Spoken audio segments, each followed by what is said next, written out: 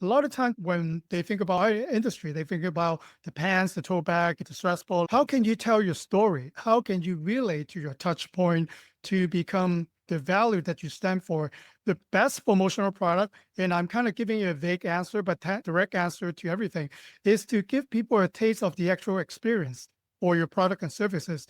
You're listening to Brainwork Framework, a business and marketing podcast brought to you by focus-biz.com. Welcome back to another episode. With us today is the Director of Sales of Garuda Promo and Branding Solutions, Swire Ho.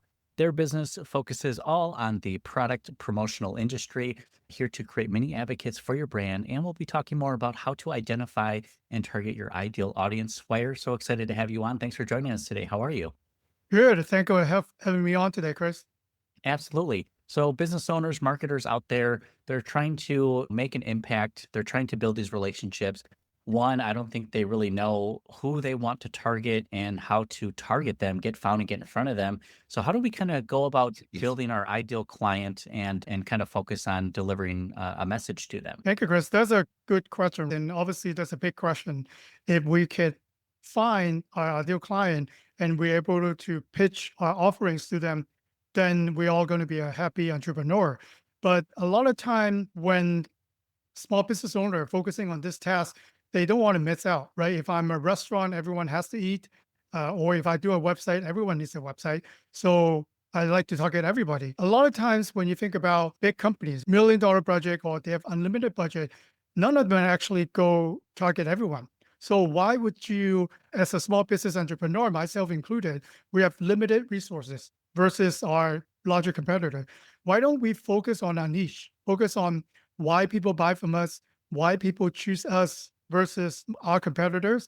And by finding and knowing who your ideal clients are, you actually can save a lot of money, answer all the questions of where you should advertise, where should I hang out, or where should I spend my marketing dollar. So by finding and knowing your ideal client, it's actually answer all of those questions. Absolutely. And knowing who we're working with and who our ideal client is really going to save us a lot of money and a lot of time and effort creating content for an audience that doesn't even want to listen to our message, or it's just going to help us improve the effectiveness of our campaigns. So now these businesses here, of course, with technology, yes, we're going more digital, but I see a lot of businesses also having better success with more physical media now. So everything from like printed promo materials and even flyers are even making a comeback now in 2025. How do you kind of see promotional branding fitting into a company's marketing strategy, and how does it help them kind of like get their name out there?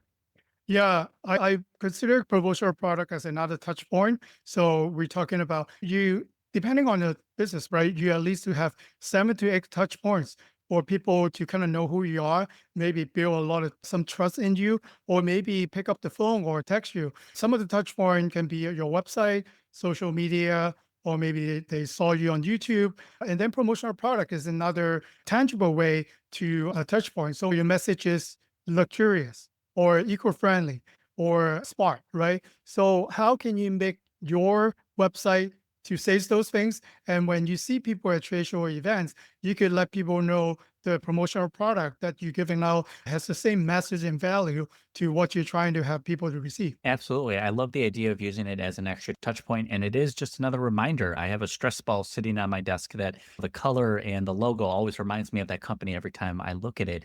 Are there certain promotional materials or products that you see are really effective or very popular? Because we have everything from t-shirts and hats and jackets to pens and styluses to cups and backpacks. What do you think is most effective, or is it really just about what the business is and what their clients want? Yeah, that's my most frequently asked question. And everyone calls it, what's the best item for me? Going back to what we just talked about, your ideal client, who are they? What do they stand for? What is the demographics? What's their title? Where do you find them? For example, if you're targeting sales, you're targeting the C Corp, C level executive, chances are most of them are behind the desk, or you can find them maybe at a golf club or maybe a country club. So the item that you have could cater to those events versus if you are a local pizza restaurant targeting a soccer mom buying all the pizza for the game after for the kids, then your promotional items gotta be different. A lot of times when they think about our industry, they think about the pants, the tote bag, the stress ball. How can you tell your story? How can you relate to your touch point to become the value that you stand for? The best promotional product, and I'm kind of giving you a vague answer, but direct answer to everything, is to give people a taste of the actual experience or your product and services.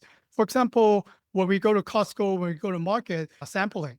When you eat one, you buy the whole box, right? So can your promotional product hint them, if you use our product and services, this will be the comfort or this will be the problem that you can solve. And then here's a reminder as a promotional product. So when you are looking at that promotional product afterwards, after the event, you could be reminded, okay, when I need to do that, I really need to call this company. So that's a successful promotional product. And it's like a, it depends answer.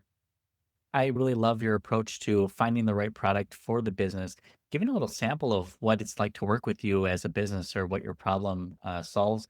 It is something that is really important for business owners to get right in order to make sure that message is resonating with the audience. So let's say they get these promo materials together and they have this really great item they want to give out to people. Should they be focusing on giving it to anybody and everybody? Should it be customers only? Is it more of a you get a free promo item if you upgrade to a certain package? How should people implement and use promo items effectively? I think that's all of the above, Chris. So obviously, it depends on the budget and depends on the type of clientele that you have. If you talk about maybe a trade show, that will be a lot of people, right? When you maybe do a community event, a lot of people are going to walk by a booth. So these items can be more general to just to bring the brand awareness, or you could actually give your current client a gift. So what that actually does is we talk about bring a brand advocate. So these are people who actually purchase from you. You could afford to spend a few more dollar to those people. And the idea is maybe I give you a t-shirt if I'm a SaaS company. If I am a home service company, then you actually wear it afterwards. And people will ask you, hey, Chris, where'd you get that t-shirt? What's that logo there? And then you actually tell others about your experience. Oh, yes, I use this plumber. They fixed my toilet real quick. And you see the number back there. So I'm actually using the cost that I used to print this t-shirt and train you, Chris, to become an ambassador. Think of little pieces like that. That's why, again, going back to the ideal client, knowing where they are, where they're going to be hanging out, then they actually help you filter down a lot of question, what you should buy, how much you should buy, and how many you should buy. Absolutely. And obviously, Swear, you're very knowledgeable in your craft and what you do. You've been doing this for a while. Tell us more about your journey. What were you doing before, and how did they kind of bring you to what you're doing now? Well, if you're all going back to the beginning, I started my first business in the CD, DVD replication industry. If you're old enough like me, you still have CDs. We're in LA, so work with a lot of record label film companies. And along the way, when they finish the album, they go on tour or they do a red carpet, they ask, do you do concert t-shirts, hats, or the gift bags that we can use? That's how we got to dabble into the industry.